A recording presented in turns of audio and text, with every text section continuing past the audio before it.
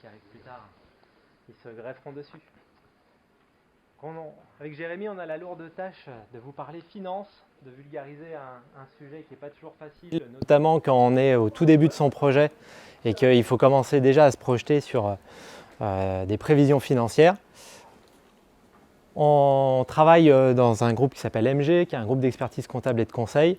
Donc Jérémy sur la partie expertise comptable, moi sur la partie levée de fonds, recherche d'investisseurs, donc tous les financements en fonds propres. Et du coup, c'est un peu les deux sujets qu'on va aborder aujourd'hui. C'est comment bâtir son prévisionnel financier et derrière, quels sont les financements accessibles pour les startups, non pas pendant le Startup Weekend, mais plus tard quand vous voudrez en faire votre propre projet. Déjà, il y a un exercice là pendant encore 24 heures qui est de présenter pendant 4 minutes demain le résultat de toutes vos recherches et votre démarche. Et sur 4 minutes, la partie finance est quand même relativement... c'est pas là où vous allez être le plus challengé. Donc ça ne sert à rien dans 4 minutes de prévoir 3 minutes à faire un prévisionnel financier très détaillé sur 5 ans. Ce n'est pas ça l'objectif, ce n'est pas comme ça que vous allez convaincre le jury. Mais il y a quand même un minimum à aborder. Et le minimum, c'est quoi? C'est savoir répondre à ces deux questions. C'est que nous rapporte et que nous coûte un client. Donc finalement, comment est-ce qu'on fait pour gagner de l'argent? Parce qu'il ne faut pas oublier que la vocation première d'une entreprise, c'est d'être viable économiquement, de gagner plus d'argent qu'elle n'en dépense. Sinon, c'est compliqué. Alors, on peut toujours vivre de levée de fonds d'année en année, mais ce n'est pas un business model viable. Même pour les startups qui ne vivent que de levée de fonds, il faut bien qu'à un moment donné, à terme, elles arrivent à prouver que les clients leur rapporteront plus que ce qu'elles doivent payer au quotidien. Donc, prouver qu'un client va vous rapporter plus que ce qui vous coûte. Et deuxième sujet, c'est combien vous faut-il pour vous lancer? Et là, on ne parle que de la phase de lancement initiale. Ça peut être pour la phase de test de marché, on va dire la première année, même si votre produit n'est pas encore totalement abouti, le service n'est pas totalement abouti. Mais pour se lancer, pour créer la société et lancer votre service ou votre produit, combien vous faut-il? Ça, logiquement, en 30 secondes, demain, c'est expliqué. Une fois que le jury il a compris quel type de modèle économique vous avez, quels sont vos clients, combien ils payent, est-ce que vous avez des coûts variables qui sont inférieurs à ce que vous paye votre client, et puis quel est le montant nécessaire pour se lancer, vous avez couvert le job pour demain. Mais c'est juste un exercice, le Startup Weekend. C'est juste un exercice pour plus tard peut-être créer votre société, aller chercher d'autres types de financement. Et donc on va vous expliquer, Jérémy va vous expliquer quand il faudra faire un prévisionnel financier, un business plan, qu'est-ce qu'il faut faire et comment le faire. Voilà, donc je reprends la main. Donc effectivement, le prévisionnel, donc, comme le disait Aurélien, ce n'est pas quelque chose que vous allez faire aujourd'hui pour le Startup Weekend. Donc ce sera quelque chose que vous allez faire, le prévisionnel financier, quand le projet sera vraiment plus abouti. Quand le business plan, ce sera, voilà, quand l'étude de marché sera bien réalisée, les produits, les services proposés, le pricing réalisé, quand la stratégie marketing et commerciale sera bien aboutie et le matériel et humain calibré également. Donc c'est à ce moment-là que on pense et on va se mettre sur le prévisionnel financier pour finalement traduire en chiffres tout le reste tout ce qui a été fait en amont. Le prévisionnel financier, c'est la partie chiffrée du business plan, qui était une partie plus rédactionnelle. Donc vous allez rentrer plus dans les détails et mettre en exergue réaliser et montrer toute la pertinence de votre business plan. Donc à quoi ça sert dans un premier temps le prévisionnel financier? Dans un premier temps, voilà, vous avez comme on a dit le business plan. Ça permet de quantifier votre modèle économique, donc de poser les hypothèses de chiffre d'affaires, les différentes hypothèses, parce qu'il faut avoir quand même penser à plusieurs hypothèses, de savoir hypothèse haute, basse, moyenne, c'est ce qu'on a l'habitude de faire nous. Par rapport, voilà, quand je vous donne l'exemple du restaurant, avec un nombre de couverts, avec un taux de remplissage à 85, à 75 ou à 60, et voir en fonction de ça, en fonction des charges qui vont être calibrées, si on atteint ou pas la rentabilité. Donc ça permet de voir ça. Excusez-moi. Donc ça permet de faire ça. Ensuite, ça permet aussi de structurer le projet et de le rendre plus clair. parce qu'effectivement, vous êtes dans une partie rédactionnelle, vous avez une partie très théorique, et donc là, pour pouvoir ensuite présenter votre projet, notamment de financement, il faut qu'on rentre un peu plus dans le chiffre, dans le dur, et démontrer que ce projet est viable. Et comme je disais, donc, avec cette partie donc, de prévisionnel financier, ça permet aussi d'aller voir des investisseurs qui peuvent être des banquiers, des investisseurs pour des levées de fonds ou de la love money, de présenter votre projet, de tout expliquer et de montrer la viabilité.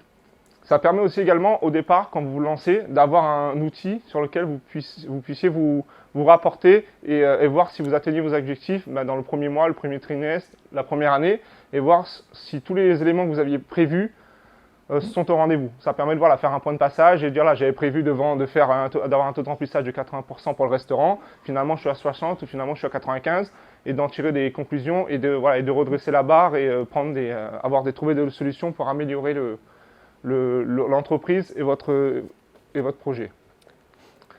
Donc on va arriver donc au moment de construire le prévisionnel. Donc c'est quand même un exercice quand même assez précis. Il y a quand même des attentes spécifiques par rapport à la documentation. Donc ça, dans un premier temps, qu'est-ce qui va constituer votre prévisionnel? Donc il y aura un compte de résultats annuel, un bilan. Donc il y a une photo au moment de la clôture du bilan de vos actifs et vos passifs. Et il y aura aussi les notions de plan de financement et de tableau de trésorerie. Donc ça, c'est le rendu final. Pour pouvoir produire ce document, il faudra penser à travailler et penser toutes ces étapes. Donc notamment, commencer par monter les hypothèses et le chiffre d'affaires et la marge qui va être réalisée. Donc vous allez, je reste sur les exemples du restaurant. Donc vous avez une salle, il y a un temps de couvert avec un taux de remplissage, avec un panier moyen. Ça va vous donner tant d'euros de chiffre d'affaires. Avec ce chiffre d'affaires, il me faut faire des achats, acheter de la matière première, des consommables qui vont me donner une marge directe. Donc ça, ce sera ma marge directe qui va me permettre d'absorber mes charges fixes. Qu'est-ce que j'entends dans les charges fixes? Tout ce qui est lié aux charges, que je fasse 1 euro de chiffre d'affaires ou 100 000 euros de chiffre d'affaires, c'est des charges qui seront constantes et qui existeront. Donc c'est notamment les salaires, les loyers, les assurances notamment. Ensuite, une fois qu'on a vu ça, on va rentrer dans la partie des investissements. Pour pouvoir faire 100 000 euros de chiffre d'affaires, il me faut penser aux outils initiaux qui vont permettre de mettre en place mon activité. Donc, est-ce qu'il me faut développer, faire de la R&D pour développer par exemple une pagaie pour faire ce genre de choses, ou acheter une nouvelle cuisine, un nouveau four pour un restaurant. Donc, il faut pouvoir quantifier tous ces besoins, l'évaluer et le mettre dans son plan d'investissement pour pouvoir ensuite quantifier donc son financement. Généralement, ça se fait dans la vraie vie, quand on a le temps, ça se fait sous forme de devis. Vous avez vos devis sur les investissements principaux, vous avez sollicité vos prestataires à l'avance et vous vous lancez qu'une fois que sur la base des devis, vous avez pu chiffrer l'ensemble de vos investissements de lancement.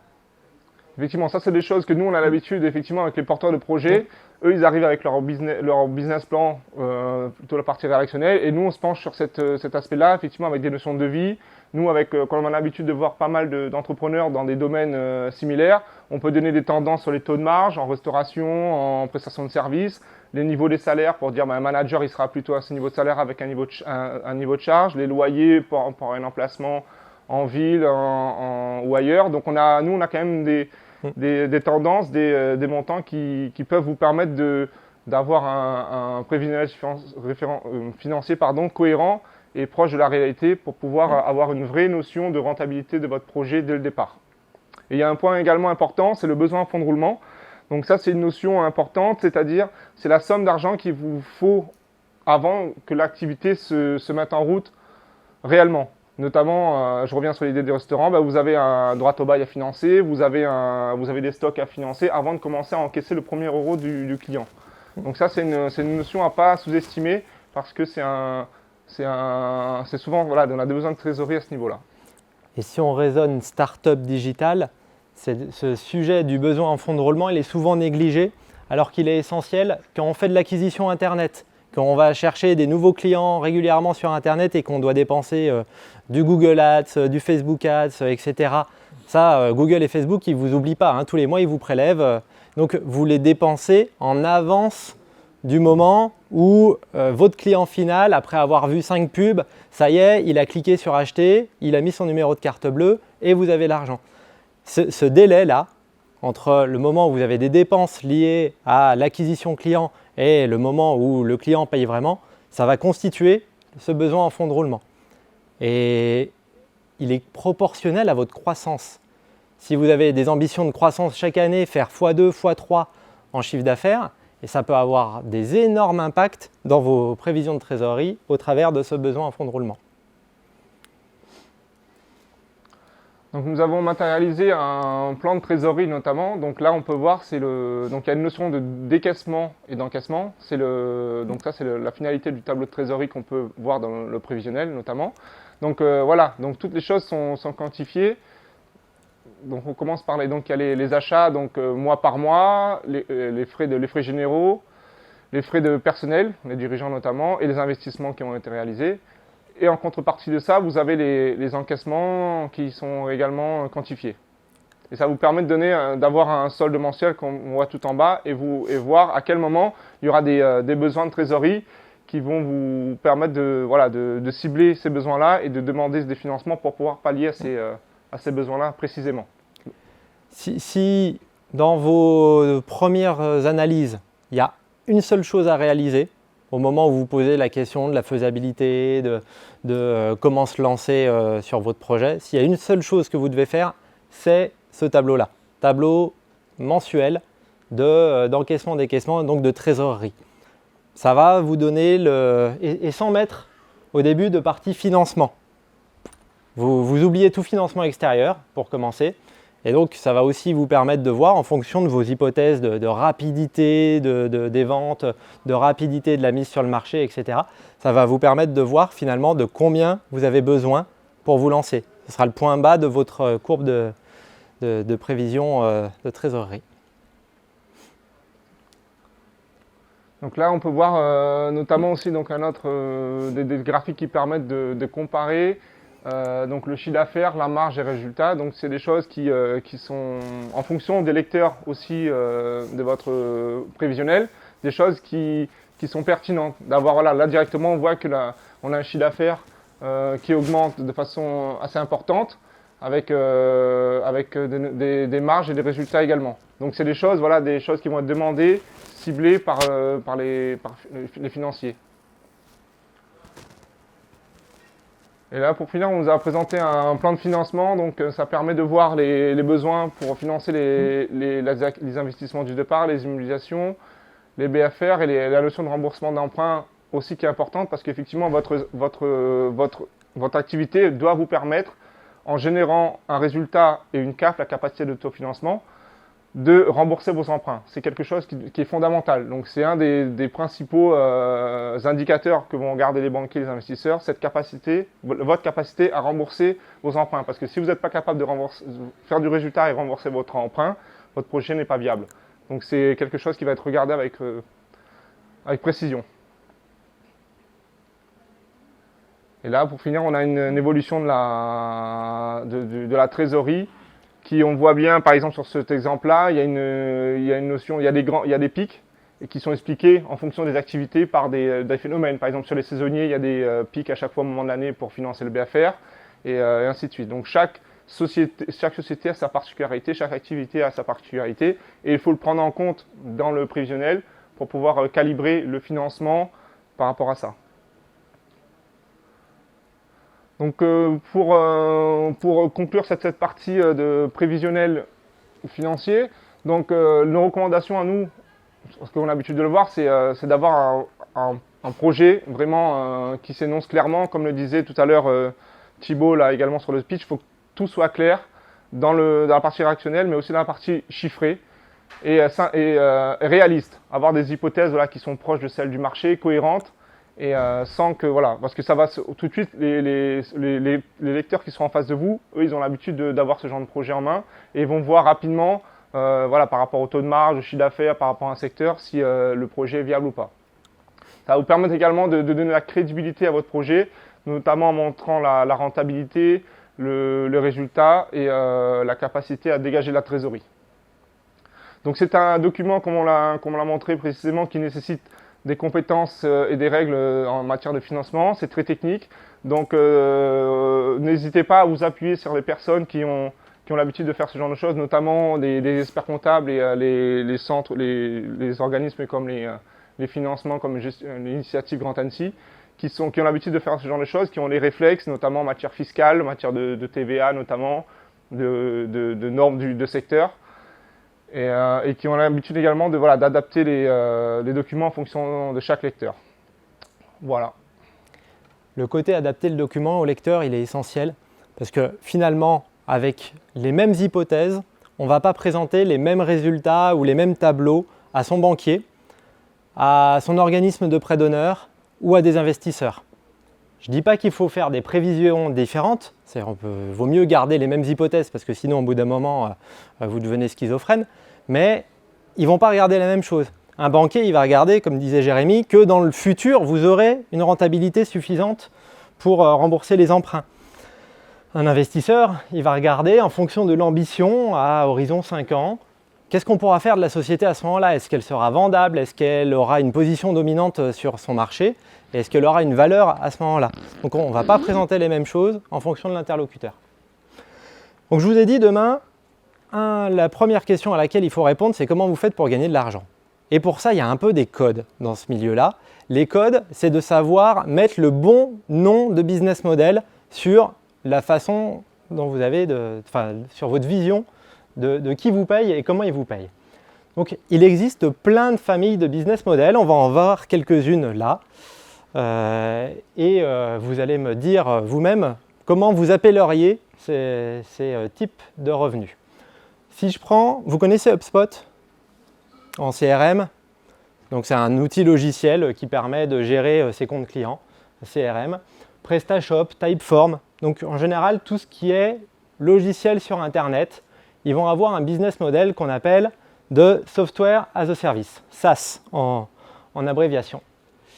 Et quand on donne comme ça la dénomination d'un business model, on indique aussi si on est dans un monde B2B, B2C, C2C, B2J, en fonction de si on va vendre à des B2J, c'est si je veux vendre à des institutions publiques, au gouvernement, à des universités, à des hôpitaux, etc. B2B, c'est quand je vends à des professionnels. B2C, c'est quand je vends à des particuliers. B2B2C, c'est quand je revends à des intermédiaires professionnels qui vont eux-mêmes mettre sur le marché auprès des particuliers. Donc cette notion-là de catégorisation, elle est essentielle pour votre interlocuteur pour qu'en 2 termes, il ait compris comment vous comptez gagner de l'argent et quel business model vous voulez déployer. Et en face, typiquement, quand on est dans un business model SaaS B2B, c'est quoi qui est important en termes d'hypothèses clés et qui vont être scrutées par les financeurs? C'est votre abonnement mensuel, quel est le niveau de cet abonnement, ou annuel, quel est le taux de rétention que vous avez. Taux de rétention, c'est les clients qui restent de mois en mois ou d'année en année. Le taux de conversion de gratuit vers payant si jamais vous êtes dans un modèle freemium. Le coût d'acquisition essentiel. Si vous êtes dans le domaine logiciel, ce coût d'acquisition d'un nouveau client, c'est clé et tout financeur va vous challenger dessus sur quelles sont vos hypothèses de coût d'acquisition, comment vous les avez calculées. Est-ce que c'est quelque chose que vous avez déjà constaté en lançant votre produit ou c'est quelque chose que vous sortez du pifomètre? Ça va être très important à expliquer. Si maintenant je vous parle de Amazon Cdiscount Mano Mano, c'est quel business model selon vous? E-commerce, B2B, B2C?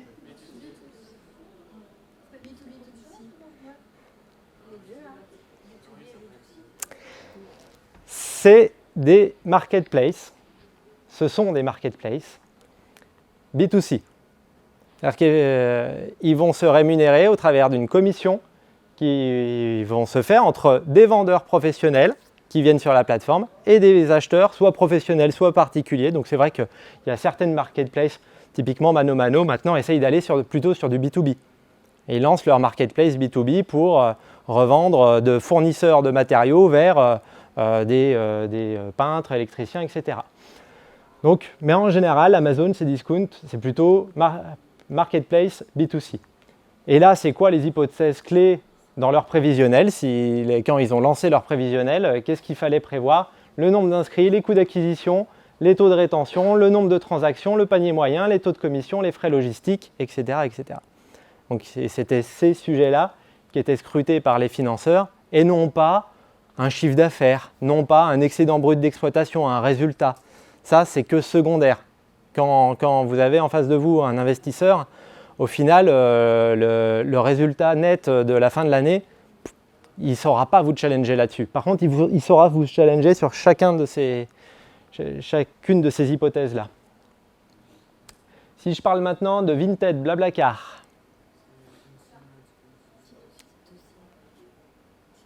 Tu disais C2C, effectivement. Donc, plateforme marketplace C2C, qui va mettre en relation des particuliers avec des particuliers.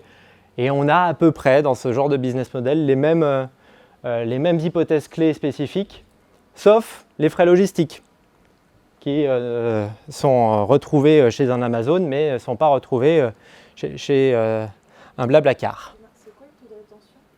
Taux de rétention, c'est sur 100 clients abonnés le mois, abonnés ou utilisateurs réguliers de mon service ou de mon logiciel, combien j'en aurai le mois d'après ou l'année d'après. C'est exactement, c'est une fidélisation. Hop là. Si on parle de Facebook, comment ils font pour gagner de l'argent Facebook?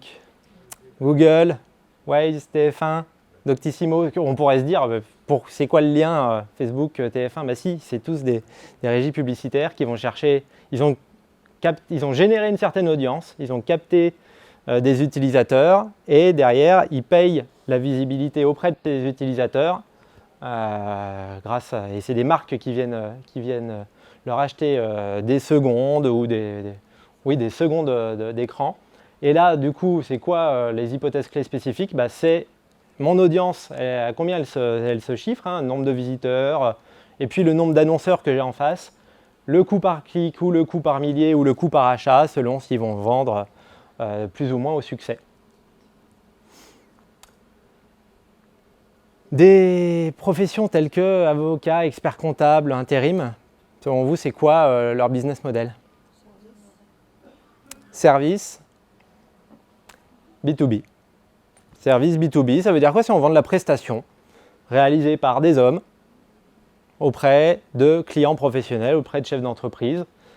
Et là, c'est quoi les hypothèses clés spécifiques? On va aller dans des notions, pareil, toujours de taux de rétention, panier moyen, nombre de clients, mais un peu plus spécifiques sur du taux horaire, du taux de charge de personnel, du délai de paiement. Quand on bâtit ce genre de prévisionnel, c'est ça qui compte. Des avocats qui travaillent avec des particuliers principalement. Oui, effectivement, il y en a qui effectivement, ce serait du service B2C, effectivement. Teddy Bear, Made, les miraculeux, le slip français. Le slip français, ça l'est de moins en moins vrai par rapport au business model que j'ai affiché là. Pour vous, c'est quoi leur business model? Pas C2C, non? B2C, ouais. Et avant, sur comment on les appelle, ce genre de marque? On les appelle des DNVB. Pourquoi? Donc Digital Native Vertical Brand. Parce qu'ils ont commencé en se vendant en pur e-commerce. Teddy Bear, c'est les matelas. Ils se sont dit, plutôt que d'aller vendre les matelas dans les magasins traditionnels de matelas, maintenant, on va les packager de façon à ce qu'ils soient facilement livrables et on va les vendre en direct sur Internet. Il n'y aura personne qui essayera nos matelas avant de l'essayer, avant de l'acheter. Fallait quand même être un peu fou parce que de se dire, finalement, comme on en discutait sur les chaussures, on aime bien essayer. On peut se dire, un matelas, on aime bien essayer. Et pourtant, des marques comme Teddy Bear se sont développées comme ça, avec 0 essai. Et par contre, en face de ça, il faut quand même, pour convaincre les clients, mettre en place des politiques de type retour gratuit, satisfait ou remboursé au bout de 100 jours, etc. Mais c'est possible d'être en pur e-commerce, et c'est ces marques-là qu'on va appeler DNVB, pour des produits e-commerce B2C vendus que sur Internet. Là, pareil, dans les hypothèses clés, le taux de marge entre c'est le coût auquel Teddy Bear achète son matelas versus le prix auquel il le vend, les coûts d'acquisition d'un client, ça c'est clé. On pourrait même parler des taux de retour, si on prend l'exemple de Teddy Bear. Si ils ont 10% ou 30% de retour, ce n'est pas du tout la même rentabilité, les mêmes prévisions financières qui peuvent être faites. Donc cette hypothèse est hyper importante. Pour finir, si je vous parle de Canon, HP ou Sony, Nintendo, c'est quoi leur business model? Ouais, B2B2C effectivement. Et qu'est-ce qu'ils vendent? Surtout du réapprovisionnement. Ouais. Ce qu'on appelle du consommable. Donc, ils ne vont pas chercher à gagner d'argent sur le moment où ils vendent leur console, où ils vendent leur périphérique, mais ils vont chercher à gagner de l'argent derrière sur le consommable et sur la vente régulière de nouveaux produits. Et du coup, ce qui va être hyper important dans ce genre de business model, c'est ma base installée. Ma base installée, c'est le nombre d'utilisateurs. C'est ma fréquence de réassort. Tous les combien est-ce qu'ils viennent racheter une petite cartouche. Le panier moyen, les frais logistiques, taux de marge, etc. Donc vous voyez, à chaque type de business model, demain déjà, là où il faudra être clair, c'est où est-ce que vous vous situez là-dedans, en utilisant le vocabulaire de ce milieu-là. Et là, j'en ai mis 7. En fait, il en existe quelques dizaines des business models différents. Chacun un peu spécifique. Est-ce que c'est possible juste de réexpliquer le B2B2C? B2B2C, c'est Canon vend à Carrefour, Carrefour vend aux particuliers. Donc par exemple, maintenant le slip français qui vend dans ces... Ouais, et ils sont passés effectivement sur du B2B2C. Par exemple, ils vendent des Galeries Lafayette, ils sont en B2B2C aussi. Ouais.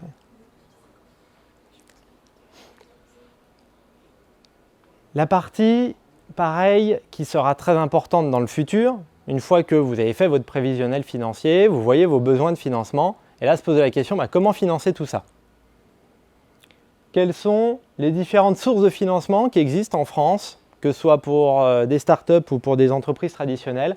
Souvent, on va les répartir sur ces 4 catégories qui sont un peu de la durabilité du financement. Est-ce que c'est des financements qui sont mis de façon très longue dans la société, ce qu'on appelle en capital, en quasi-fonds propres un peu moins, parce qu'il peut y avoir des remboursements à prévoir. Du prêt, là il y a des remboursements à prévoir, généralement sur un horizon 5 ans, 7 ans, parfois plus court, ou des financements de type trésorerie, un peu plus court encore en termes d'échéance. Et chaque type de financement peut être adapté. Il faut aller chercher chaque type de financement spécifiquement en fonction de là où on en est dans la phase de son projet. Quand on en est au tout début, il n'y a pas grand-chose qui est accessible comme type de financement. Il y a certaines subventions qui commencent à arriver avant la création de la société, quand on est vraiment sur de l'étude de marché, sur de l'étude de faisabilité. Il existe des subventions à aller chercher. Vous en parlez à Christophe. Et c'est un peu plus tard, vous allez pouvoir aller chercher des prêts d'honneur, vous allez pouvoir aller chercher du bancaire, vous allez pouvoir aller chercher des subventions à l'innovation un peu plus importante, des avances remboursables, etc., etc. Le sujet qui souvent est celui dont on parle le plus dans les médias, c'est les levées de fonds auprès de fonds d'investissement, family office ou business angel, qui sont sur des montants hyper importants où on parle de valorisation à dizaines de millions d'euros, on parle de financement à quelques millions d'euros. Et c'est vrai que ces sujets-là de financement en capital, c'est souvent la seule solution quand on a des besoins très importants en centaines ou en millions d'euros, en centaines de milliers ou en millions d'euros. Mais il ne faut pas croire que juste avec des slides, on peut aller convaincre des investisseurs tiers capables de mettre des millions d'euros. Et c'est plus facile d'aller chercher au tout début, quand on n'a encore pas grand-chose, qu'on a juste créé, on a mis on a mis 30 000 € dans le capital et les comptes courants. C'est plus facile de les convaincre là qu'après le premier bilan, parce que souvent le premier bilan il n'est pas bon. Et là, ils vont avoir un référentiel. Ils vont avoir, ok, votre capacité d'autofinancement elle est négative. Ça passe moins, mais après, encore une fois, quand on leur explique bien, il n'y a pas de souci. Ils sont là pour comprendre ces choses-là et ils sont plutôt là pour vous challenger correctement et dire dans ces cas-là, soit vous attendez, soit vous allez chercher ce financement-là en complément. Dans ce que tu disais, Lisa, sur la partie, Laura, sur la partie, désolé. Sur la partie attention, c'est pas au moment où on a besoin, où on est ric-rac qu'il faut retourner voir des investisseurs. Ça se joue souvent quand on fait des prévisions financières comme ça et qu'on prévoit une autre levée de fonds un peu plus tard, parce qu'il y a des sociétés qui ont besoin de faire 2-3 levées de fonds avant d'avoir atteint la taille critique suffisante pour être rentable. Ça, c'est normal, certains financeurs le comprennent bien. Donc parfois, on met dans les prévisionnels 2-3 levées de fonds.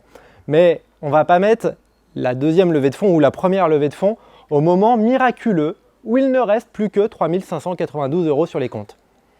Ça, c'est l'erreur à éviter.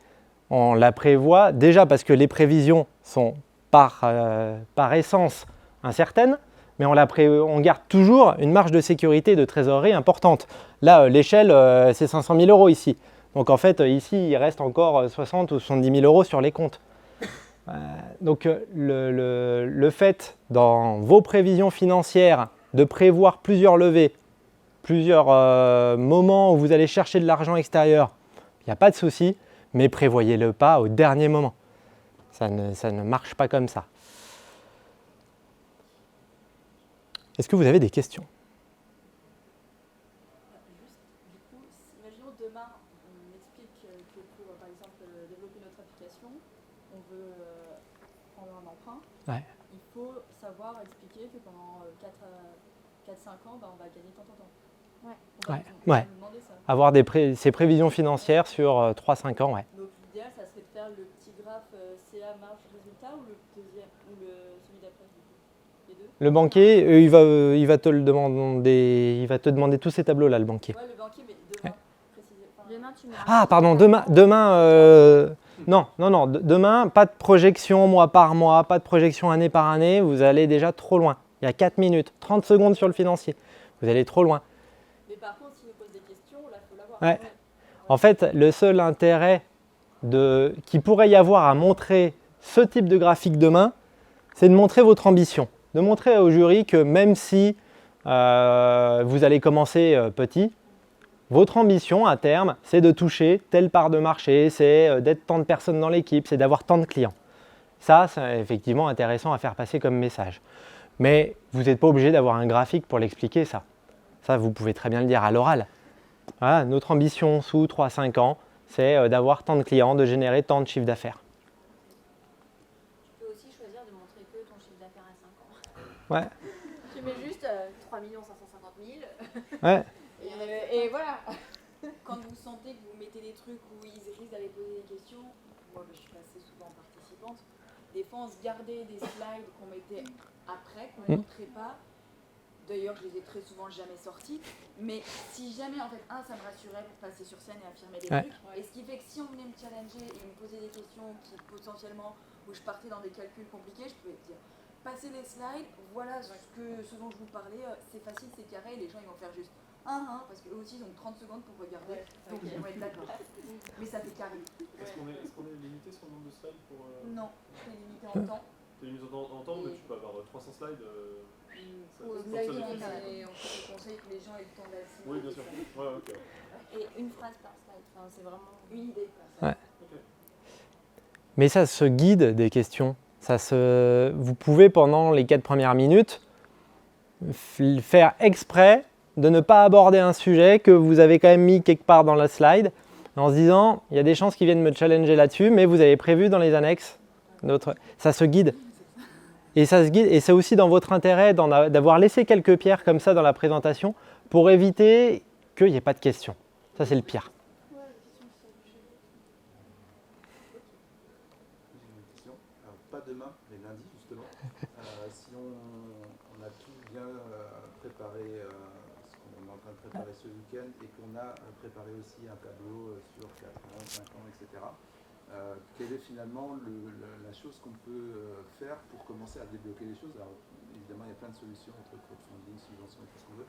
Est-ce que la première chose à faire, c'est d'aller justement voir son banquier et lui soumettre un peu tout ça pour que tout le reste se suive derrière? Alors, il n'y a pas un ordre idéal. Parce que souvent, un plan de financement de lancement, il va falloir mêler un peu de tout. Il va falloir mêler un peu de prêts d'honneur, un peu de subventions, un peu de prêts bancaires, beaucoup d'apports personnels. Donc, et souvent, la réponse de l'un va être dire « Ah, mais tant que vous n'avez pas votre prêt d'honneur, pour moi, c'est a priori oui, mais je vous dirai vraiment oui le jour où le prêt d'honneur vous aura dit oui. » Et puis le prêt d'honneur dit « Ah ouais, mais je vous dirai vraiment oui le jour où vous avez trouvé plus de ressources, plus de… » Donc, dans tous les cas… Commencer par quelque chose. Ouais, mais il n'y a pas d'ordre parfait. Non, mais après, ça va engendrer sans doute des allers-retours. Ça va. Quel est le mieux à choisir entre l'un et l'autre pour commencer? Pour peut-être avoir plus de réponses par rapport aux documents qu'on aura préparés, on aura des retours. Franchement, il n'y a pas d'ordre normal des choses. Il faut s'adapter en fonction des relations que vous avez avec un tel. Ce n'est pas les mêmes dossiers. Donc, dans tous les cas, il faut que vous prévoyiez du temps pour gérer les dossiers avec les banques, gérer les dossiers avec la BPI, gérer les dossiers pour des prêts d'honneur, etc., gérer les dossiers pour les investisseurs. Donc ça, le fait de l'avoir préparé à l'avance, c'est important. Je dirais que le côté investisseur est celui où c'est le plus important de dire j'ai déjà eu des accords sur tout le reste. Il me manque plus que vous. Enfin, vous ne lui direz pas comme ça, mais ou dans les faits, ce sera comme ça. Donc ça, c'est plutôt à voir en dernier. D'accord. Plutôt banque Ouais. réseau Ouais. d'initiatives, des choses comme ça. Ouais. Mais c'est tellement dépendant de chaque cas. C'est des allers-retours, c'est des… Ouais. C'est beaucoup de temps à y passer. En général, quand il y a besoin comme ça d'aller faire des premières levées à quelques centaines de milliers d'euros, et puis avec des mixtes entre subventions, BPI, etc., souvent les dirigeants, ils y passent un gros mi-temps. Donc ça aussi, c'est un conseil, si vous êtes plusieurs fondateurs, plusieurs dans l'équipe, que tout le monde ne veuille pas faire ça, ne veuille pas s'occuper de cette partie levée de fonds, parce que c'est tellement chronophage. Si vous êtes plusieurs fondateurs à vous en occuper, ça veut dire que pendant ce temps-là, vous ne vous occupez pas du commercial, vous ne vous occupez pas de la tech, et là, vous prenez des risques. Donc, prévoyez du temps et plutôt sur une personne.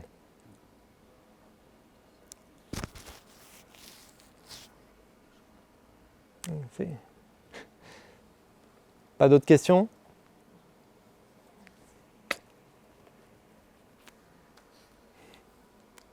N'oubliez pas, demain, comment vous gagnez de l'argent, combien il vous faut pour vous lancer. C'est les deux seuls sujets. Bon, bonne chance.